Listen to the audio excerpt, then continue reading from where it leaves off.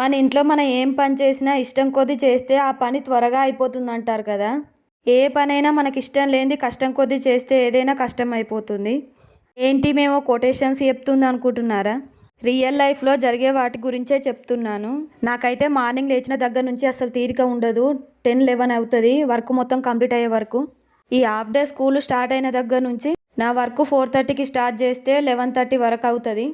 ఈ రోజైతే మార్నింగ్ బ్రేక్‌ఫాస్ట్‌కి అయితే చపాతీ అయితే ప్రిపేర్ చేశాను. పిల్లలకు బాక్స్‌లో పెట్టి పంపించేశాను. మా పిల్లలకైతే రోజు దోస, వడ, ఇడ్లీ తిని అయితే బోర్ కొట్టేసింది. అయితే ఈరోజు చపాతీ అయితే ప్రిపేర్ చేశాను.